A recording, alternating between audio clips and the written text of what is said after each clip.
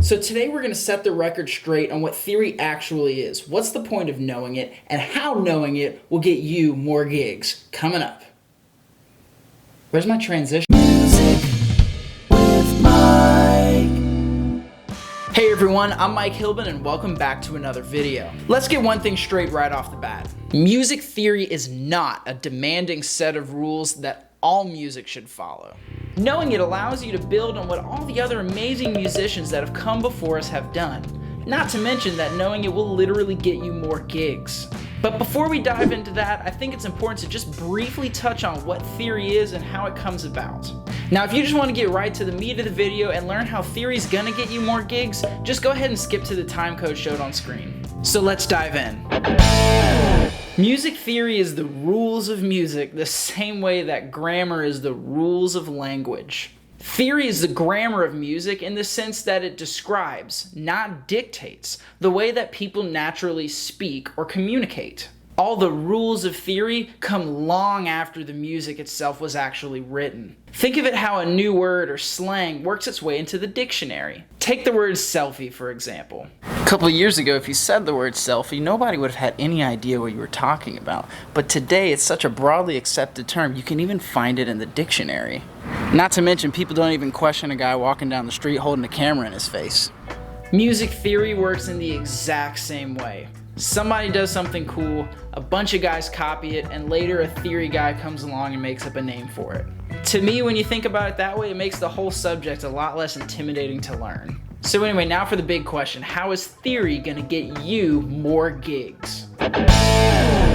Knowing theory allows you to communicate more easily and effectively with other musicians, especially ones who don't play your instrument. Frets, capos, standard tuning, sweeping, strumming, picks. These are all pretty much guitar-specific terms. I mean, you can't ask a keyboard player to capo his chord at whatever fret. So because of that, music theory ends up being the common tongue or common language of all musicians. And so understanding it will get you more gigs. Why? Because if you can communicate your musical ideas effectively to someone else, and they can communicate their ideas effectively to you, that makes you easier to work with. And you know what happens to musicians who are easy to work with? They get gigs! Nothing makes you more hireable as a musician than the ability to communicate with the other players on stage. For example, sometimes the chords of a song need to be communicated on stage. Whether it's because you're a fill-in musician who got called in at the last minute, or your band's improvising and making it up as they go along. If you understand your diatonic chords in the number system, all you need to do is hold up some fingers and your fellow musicians on stage should understand exactly what you mean and be able to make adjustments. Now that's just one example of how theory will help you in the bandstand, but what about in the rehearsal room or in the studio? Well, let's say you wrote the greatest song in the world. How are you going to teach it to the other musicians in your band? Don't you think it'd be easier to tell them to play an F sus chord than that one chord from that one song, except move it up a couple frets and put your pinky right here? Just knowing the names of chords is an aspect of music theory, which will help you out greatly regardless of who you are in that scenario. Whether you're the person who wrote the song and needs to teach it to someone, or whether you're the person who the song's being taught to, it all comes back to communication. If you're easy to communicate with, it means you're easy to work with. And if you're easy to work with, you'll get more work. Now, I'm not saying you need to know about polytonality or 12-tone rows. I'm certainly not thinking about what an Italian augmented 6 chord is on a gig.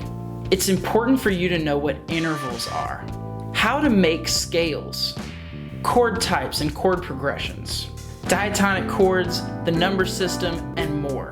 All of these I cover in my Essential Music Theory for Gigging Musicians series. So I hope you watch the series, but before you decide not to, just remember, who doesn't want more gigs? Hey everyone, thanks again for watching today's video. If you have any questions about theory or an idea for a topic you'd like me to cover in a future video, just leave me a comment down below. If you liked today's video, please make sure to give it a thumbs up. I hope you consider subscribing to my channel for more videos, not just about theory, but about guitar and being a musician in general. That's all for now. Thanks again for tuning in, and I'll see you next time.